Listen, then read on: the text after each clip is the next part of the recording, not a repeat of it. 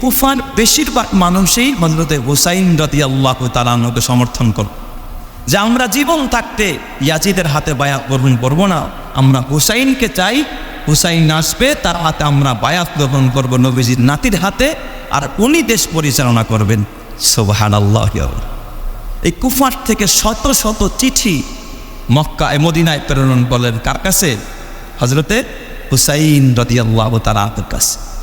হুসাইন রাদিয়াল্লাহু তাআলা আনহু দেখলেন যে এত মানুষ, তারা ইয়াজিদের বশ্যতা স্বীকার করতে চায় না, ইয়াজিদের হাতে বায়াত হতে চায় না, আমাকে তারা খলিফা বানাতে চায়, তাহলে তো বিষয়টা একটু ভেবে দেখা দরকার।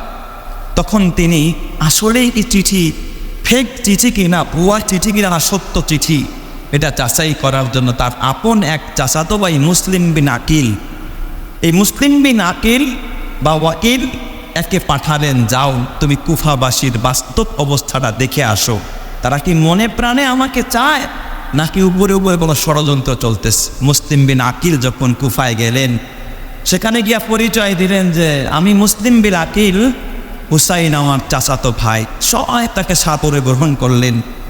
এক যুগে তারা বলতে লাগলেন যে আমরা হুসাইনকে কেন তাড়াতাড়ি কুফায় আনেন না কেন, আপনি হুসাইনের ভাই, হুসাইন আসতে দেরি হয়ে যাচ্ছে, আপনার হাতেই আমরা বায়াত গ্রহণ করলাম।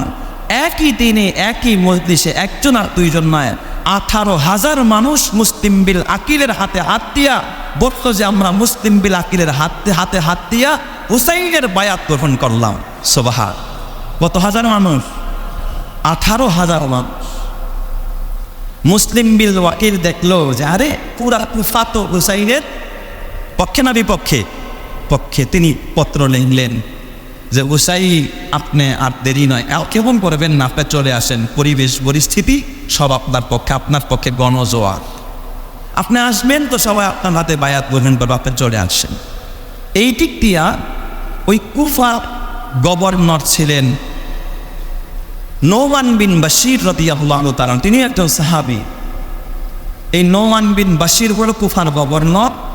আর এই দিক দিয়ে কিছু মুনাফিকরা এই খবরটা যে 18,000 মানুষ মুসলিম বিন আকিল হুসাইনের ভাইয়ের হাতে বায়াত গ্রহণ করছে, একেবারে প্রধানের কাছে খবর পাঠিয়ে দিছে ইয়াজিদের কাছে, যে ইয়াজিদ আপনি কারে গভর্নর বানাইছে? কুফা রাষ্ট্র তো আপনার কুফা চলে যাচ্ছে, কুফার মানুষ তো হুসাইনের হাতে বায়াত গ্রহণ করতেছে, তার ভাইয়ের হাতে 18,000 গ্রহণ করছে। তখন ইয়াজিদ বলল, তাহলে কুফার গভর্নরকে সে কি এগুলো দেখে না যে আমার বিদ্রোহীরা আজকে তারা আরেকজনের হাতে বায়াত গ্রহণ করে? তখন এই মুনাফিকরা তথ্য দিল যে কুফার গভর্নর তো নোমান বিন বাশির, তিনি একজন বড় সাহাবী, আর নোমান বিন বাশির তো নবীজির প্রিয় সাহাবী, তিনি কোনোদিন নবীজির কলিজার টুকরা হুসাইনের বিরোধিতা করতে পারে। তখন ইয়াজিদ মাত্রা নেন যে তাহলে এই গভর্নর চেঞ্জ করে দাও, যেই গভর্নর আমার গুণ গাবে না, যেই গভর্নর নবীর নাতিকে সাপোর্ট করবে, এই গভর্নর আমার দরকার নাই। এই তখন কুফায় নতুন নবনিযুক্ত একজন গভর্নর বানানো হলো, যার নাম ওবাইদুল্লাহ বিন জিয়াদ। এই ওবাইদুল্লাহ বিন জিয়াদের কাছে তখন বার্তা লেখলো যে একটা কাজ করো, যেই ব্যক্তি আমার খেলাফাতে, আমার ইমারতে, আমার হাতে বায়াত না করে অন্যের হাতে করেছে, তুমি তাকে, এই হুসাইনের যে ভাই আছে তাকে কি করে দাও? হত্যা করে ফেলো। লোকালয়ে সবার সামনে হযরতে মুসলিম বিন আকিল ওই যারে গোয়েন্দা হিসাবে পাঠাইছিল খবর নিতে, হুসাইন তারা শহীদ করে দিয়েছে। এই ওবাইদুল্লাহ বিন জিয়াদ আসার পরে নতুন খবর, গভর্নর হওয়া, এই খবর কিন্তু হুসাইনের কাছে কেউ দেয় না। সে তো জানে যে 18,000 বায়াত গ্রহণ করছে, গেলেই তো অটো আমার কাছে বায়াত গ্রহণ করবে। কিন্তু এই দিক দিয়ে ভাইরে যে পুরা চিত্র পাল্টায় গেছে, গভর্নর চেঞ্জ হয়ে গেছে, তার ভাইকেও যে শহীদ করা হয়েছে, এই খবর হুসাইনের কাছে না।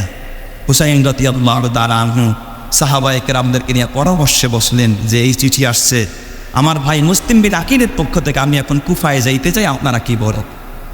সবাই বড় বড় সাহাবীরা বলল, না আপনি কুফায় যায়েন না, কারণ কুফার মানুষের একটা স্বভাব আছে, আল কুফা না ইউফা, কুফা কখনো ওয়াদা দিয়া ওয়াদা কি করে না, পুরা করে না, এদের জোশ কখনো আছে কখনো নাই। ঠিক আমাদের মুসলমানদের একই হালাত। দেখবেন অনেক সময় কোনো একটা যখন বিধর্মীদের বিরুদ্ধে কোনো আন্দোলন আসে, হুজুর তাড়াতাড়ি একটা মিছিল বের করে, একটা মিছিল নিয়ে যান। যখন দেখে পুলিশের পিটা বা যখন দেখে হুজুরের পিছনে কোনো বিপদ এসে গেছে, তখন হুজুর আমরা নাই। ঠিক না ঠিক যে দেখ, ঠিক কুফাবাসীর একই অবস্থা।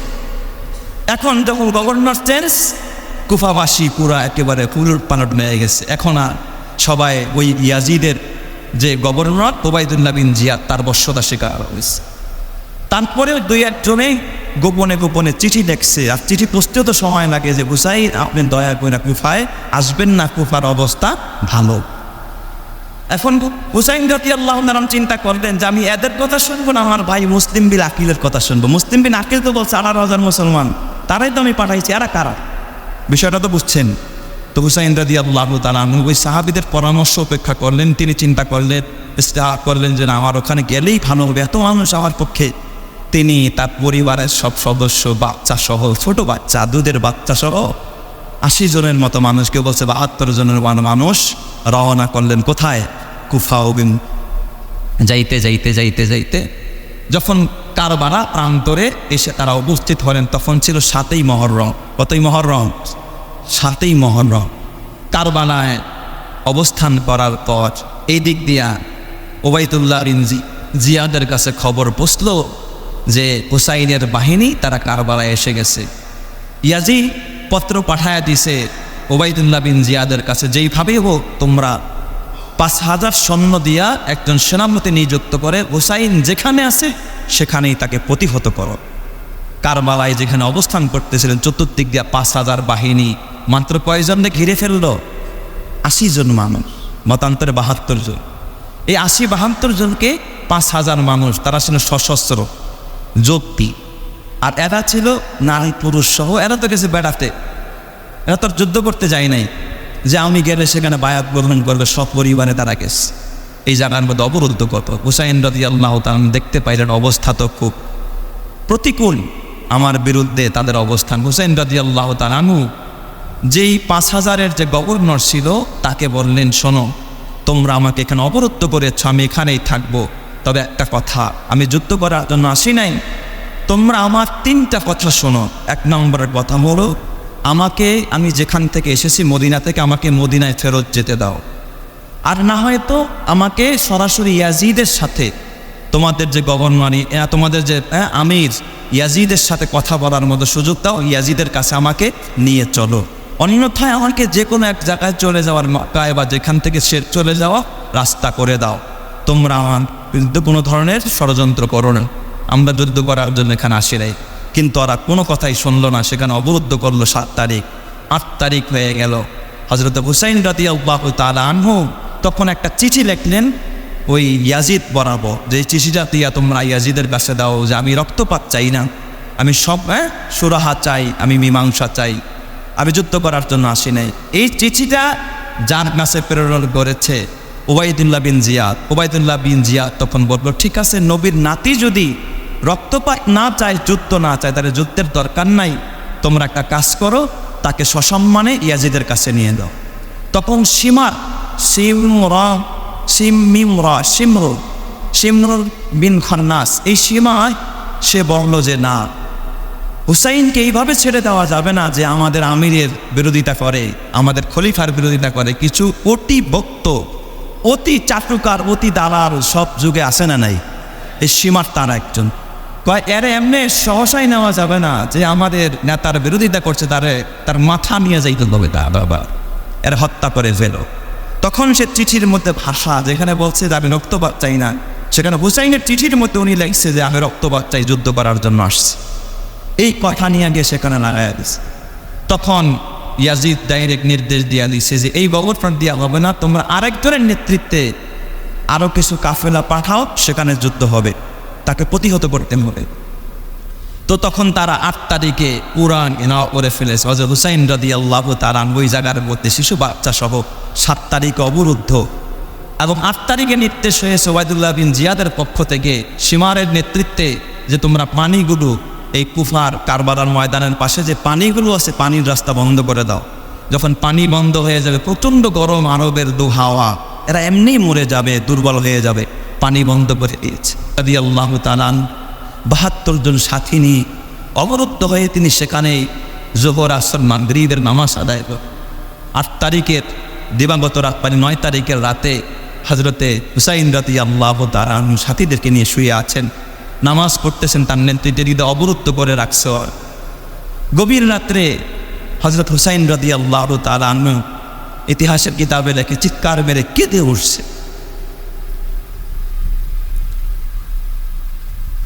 হযরত হুসাইন রাদিয়াল্লাহু তাআলা আনহুর বোন যার নাম ছিল জায়না তাড়াতাড়ি ভাইকে বলতেছেন, ভাইয়া আপনি কাঁদতেছেন কেন? আপনার চোখে পানি কেন? হযরত হুসাইন রাদিয়াল্লাহু তাআলা আনহু তখন বললেন, বোন রে, গো জায়নার শোনো, ঘুমের ঘরে স্বপ্নে দেখছি আমার নানাজি আমার কাছে আসছে। আমার নানাজি আমাকে বলতেছে, হুসাইন আর বেশি সময় বাকি নাই, অচিরেই তোমার সাথে আমার মোলাকাত হয়ে যাবে, অচিরেই তোমার সাথে আমার সাক্ষাৎ হবে, দিদান।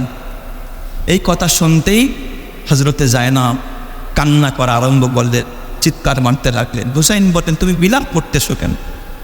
এখনই যদি এমন করা, আর আমি মরে গেলে তুমি কি করবা? খবরদার মাতম করবা না, বিলাপ করবা না। তাহলে হুসাইনের মৃত্যুর খবর শুনে বোন কান্না করার কারণে বোনকেই নিষেধ করেছেন। এই যুগে যারা হুসাইন রাদিয়াল্লাহু তাআলার মৃত্যুর কারণে নিজেরা মাতম করে, বিলাপ করে, যেই মাতম আর বিলাপ করতে হুসাইন নিজে নিষেধ করেছেন, যারা এখন মাতম করে, বিলাপ করে, তাজিয়া মিছিল করে, ওরা হুসাইনের ভক্ত নয়, হুসাইন প্রেমিক নয়, বরং হুসাইন রাদিয়াল্লাহু তাআলা আনহুর দুশমন। ঠিক না ঠিক যে দেখা। এই জন্য কারবালা উপলক্ষে আমাদের কোনো মাতম করা, তাজিয়া করা, বিলাপ করা জায়েজ না, হারাম, সম্পূর্ণ হারাম। হযরত হুসাইন রাদিয়াল্লাহু তাআলা স্বাভাবিকভাবে ফজরের পর একটা বক্তব্য দিন, ভাষণ দিয়ে, আমার সাথীরা আজকে ওরা কিন্তু আমারই প্রতি আক্রোশ, তোমাদের প্রতি না, তোমরা একটা কাজ করো, তোমরা এখান থেকে ময়দান ছেড়ে চলে যাও, তোমাদেরকে ওরা আটকায় রাখবে না, ওরা শহীদ করবে তো আমাকে করুক, তোমরা চলে যাও, তোমাদেরকে আমি অনুমতি দিয়ে দিলাম। ওই 72 জন সাথীদেরকে বললেন। সাহাবায়ে কেরামদের ভিতরে একটা দল দাঁড়ায় বলেন, হুসাইন আপনি কি বলতেছেন? আজকে আপনাকে বিপদে ফেলে, জিহাদের ময়দানে ফেলে আমরা যদি চলে যাই, কিয়ামতের ময়দানে বিশ্ব নবী যদি জিজ্ঞাসা করে, আমার কলিজার টুকরা হুসাইনকে তোমরা একা ময়দানে ছেড়ে কিভাবে পালায়ন করেছো, তখন আপনার নানাজির সামনে দাঁড়ায় আমরা কি জবাবটা দিব? অতএব আপনার সাথে আমরা জীবন বাজি রেখে রক্ত দিব, জীবন দিব, তারপরে বাতিলের সামনে ইয়াথানত করব না, এক বিন্দু রক্ত থাকা অবস্থায় আমরা পিছপা হব না। সোহার 9 তারিখ চতুর্দিকটা ঘেরাও করে ফেললো। হুসাইন রাদিয়াল্লাহু তাআলা আনহুকে বলল, তুমি প্রস্তুত হও, তোমার বিরুদ্ধে লড়াই হবে। হুসাইন রাদিয়াল্লাহু তাআলা আনহু বলল, একটা দিন সময় দাও, আজকের রাত্রটা আমি আমার রবের সাথে একটু প্রেমের মোলাকাত করব। তোমরা আগামীকাল আমাকে শহীদ করে একটা রাত আমাকে সময় দাও। সারা রাত কাঁদতেন আল্লাহর দরবারে। পরের দিন সকালবেলায় চতুর্দিক থেকে বৃষ্টির মতো তীর আর বর্ষাও, কারণ 5000 কোথায় আর মাত্র 80 জন বা 72 জন, চতুর্দিক থেকে বর্ষা আসতেছে। হুসাইন বলে দিলেন, বাচ্চারা যেন খিমার থেকে বের না হয়, তোমরা ভেতরে বসে থাকো। ছোট্ট একটা বাচ্চা হঠাৎ করে পানির জন্য অকাতরে ছটফট করতেছিলেন, বের হয়ে বলতেছেন একটু পানির ব্যবস্থা করা যায় কিনা, বাচ্চারা মরে যাচ্ছে। তো এই বাচ্চাটাকে নিয়ে যখন ফরাত নদীর তীরে একটু পানি আনতে গেলেন, সেখানেও বর্ষা দিয়ে বাচ্চাটার বুকের এফর থেকে ওফর করে দিলেন। জাগার ভিতরে বাচ্চাটা শহীদ হয়ে গেছে। হযরত হুসাইন বাচ্চাটাকে আকাশের দিকে ধরে বলছেন, রব্বুল আলামিন, কিয়ামতের ময়দানে আমি তোমার আদালতে বিচার দিব, এই বাচ্চাটার কি অপরাধ ছিল। এক ফোঁটা পানি ওই বাচ্চাকে দেওয়া হয়। চতুর্দিক দিয়া বর্ষার আঘাত, সাহাবায়ে কেরাম শাহাদাত বরণ করতেছিলেন। হুসাইন রাদিয়াল্লাহু তাআলা আনহুর দিকে চতুর্দিক দিয়া বর্ষার তরবারি, এক পর্যায়ে তিনিও জমিনে নুয়ে বললেন, হাত কেটে ফেলছে, তরবারি পড়ে গেছে, শুধু কলনাটা দেহের ভিতরে উপরের দিকে আছে। কিন্তু নবীর তুলারি, নবীর কলিজার টুকরা হুসাইন, কেউ সাহস পায় না তার এই শিরশ্ছেদ করার জন্য, কেউ সাহস পায় না। সবাই বলে, তোমরা একটুকে হামলা করো, হুসাইনকে গর্তান উড়িয়ে দাও। সবাই কেউ সাহস পায় না, কয় না কিভাবে আমি এই গর্তানের তরবারি চালাবো? বহুবার আমার দয়ার নবী, মায়ার নবী, বিশ্ব নবীকে দেখেছি এই গলাটাকে বারবার জড়ায় দেয়। আমি কি করে এই গলার ভিতরে তরবারি চালাবো, যে গলার ভিতরে নবীজি গলা ধরেছে? সীমার বলবে, এই কাজ আমার ছাড়া হবে না। সীমার নিচে গিয়ে হুসাইন রাদিয়াল্লাহু তাআলা গর্তানটাকে দ্বিখণ্ডিত করে দেয়, মস্তকটা নিচে পড়ে যায়। এক পর্যায়ে এই মস্তক নিয়ে ইয়াজিদের দরবারে যাওয়া আরম্ভ করে। ইয়াজিদের কাছে যাওয়ার পরে ইয়াজিদ তখন দেখে এক পর্যায়ে সে তার তরবারির মাথা দিয়ে ঠোঁটের মধ্যে বারবার নাড়তেছিল। এবার মজা বুঝো, তখন তার বিবি বের হয়ে গালি দিয়ে বলতেছে, স্বামী তুমি একজন কমি না, তুমি কোন ঠোঁটের মধ্যে তরবারির আঘাত দিতেছো, কোন ঠোঁটের মধ্যে তরবারি লাগায় তুমি উপহাস করতেছো। আমি হাজারো বার দেখেছি তো জাহানের নবী, বিশ্ব নবী এই ঠোঁটের মধ্যে নিজের ঠোঁট লাগায় বারবার চুমা দিয়েছে। এই নির্মমতা নিষ্ঠুরভাবে যখন হুসাইন রাদিয়াল্লাহু তাআলা আনহুকে শহীদ করে দেওয়া হয়েছে, ইতিহাসের কিতাবে রেখে হযরত হুসাইন রাদিয়াল্লাহু তাআলা শাহাদাতের পরে যারাই তারা শহীদ করেছে তাদের কারো ভালো মৃত্যু হয় নাই, কারো অপমৃত্যু হয়েছে, কেউ রোগে মারা গেছে, কেউ জিহাদে মারা গেছে, সবগুলো আল্লাহ তাআলা পৃথিবীর থেকে নিস্তারাবত করে দিয়েছে। আব্দুল্লাহ ইবনে আব্বাস বলেন যে এই রাতে হযরত হুসাইন রাদিয়াল্লাহু তাআলা শাহাদাত হয়, নবীজির ওফাতের 50 বছর পরে আমি একদিন স্বপ্নে দেখতেছিলাম যে বিশ্বব্যাপী দৌড়াচ্ছে ইবনে আব্বাস। আব্দুল্লাহ ইবনে আব্বাস বলেন, নবীজি আপনি কোথায় যান? কয়, আব্বাস তুমি আমাকে ডিস্টার্ব করবা না, আমি একটা শিশি নিয়ে দৌড়াচ্ছি কারবালার ময়দানে। কয়, কেন ইয়া রাসূলুল্লাহ? কয়, সেখানে নির্মমভাবে আমার কলিজার টুকরা আমার ভাই হুসাইনকে শহীদ করা হয়েছে। আমি এক শিশি রক্ত শুধুমাত্র এই শিশির মধ্যে ভরে রাখতে চাই, কিয়ামতের ময়দানে আমি রক্ত শিশি আল্লাহর আদালতে পেশ করে তারপর আমি হুসাইনের শাহাদাতের বিচার আমি আল্লাহর আদালতে পেশ করব। তো এই নির্মমভাবে হযরত হুসাইন রাদিয়াল্লাহু তাআলা আনহুকে শহীদ করে দিয়েছিল সেই জালেমেরা। তবে এটা যদিও সে আশুরার দিনে হয়েছিল, তবে এই কারবালাকে কেন্দ্র করে আশুরা নয়, আশুরার তাৎপর্য নবীজিরও অনেক আগ থেকে, সেই মুসা আলাইহিস সালামের যুগ থেকে। এই জন্য হযরত হুসাইন রাদিয়াল্লাহু তাআলা শাহাদাত আমাদের জন্য অত্যন্ত বেদনাতুর, আমাদের জন্য বড় কষ্টের। তাই বলে এই জন্য আমরা তাজিয়া করব না, আমরা এই জন্য কোনো গুনাহ করব না। মুসলমান কোনোদিন অন্যায়ের পথে যাইতে পারে না, তাজিয়া করতে পারে না, গুনাহ করতে পারে না। আল্লাহ তাআলা আমাদের সকলকে মাতম থেকে, তাজিয়া থেকে, অন্যায় থেকে, অবিচার থেকে, এবং এই কারণে কোনো সাহাবীকে আমরা গালি দিব না, আমিরে মুয়াবিয়াকে বকা দিব না যে সে কেন তার সন্তান ইয়াজিদকে গভর্নর বানায়া গেলেন, তিনি আমির বানায়া গেলেন।